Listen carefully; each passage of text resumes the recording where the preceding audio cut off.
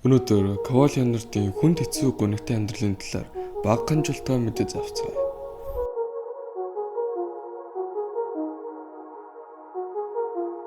Кавай Антони Леонард нь 1991 оны 6 сарын 29-нд Лос Анжелес, Калифорнид 5 хүүхдийн хамгийн бага нь олж төржээ.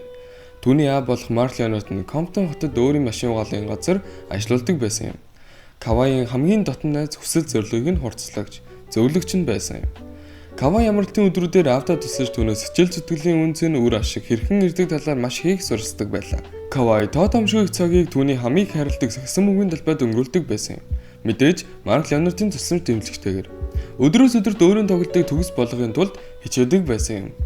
2008 он Комптон хот Кавай амьдрал оронгороо иргэсэн юм.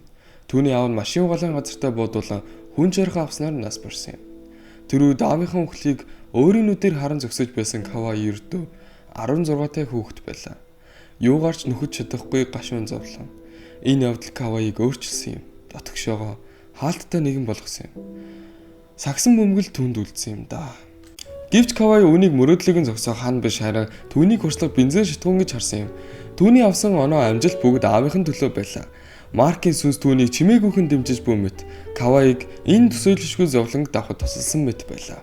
Өсөж том болсон ч гэр бүлээ орхилгүй гэр бүлийнхэнтэй өнгөрөх цагаа хамгийн үнцэнтэй гэж бодох нь хэвээрээ. Түүний амьдрал нь нэг нээлттэй биш байдаг ч түүний талбай дээрх тоглолт болон бие авч байгаа байдал нь ямар хүн бэ гэдгийг нь харуулдаг. Түүнтэй өөр байдаг хүмүүс нэг их эмоц үзүүлдэггүй мөн үнэхээр тус цагаан сэтгэлдээ нэгэн гэлцдэг. Ихэвчлэн ямар ч эмоцгүй нэгэн шиг байдаг ч үе үе түүний гэгээлэг талыг харуулсан үйлдэлийг хийдэг. Жишээ нь түүний ярьслан дундуур инээс нь нэгсгтэл хандалтай байсан. I don't even know where you sitting at. Мөн Кавай үнэхээр хүүхдэд хайртай нэгэн юм.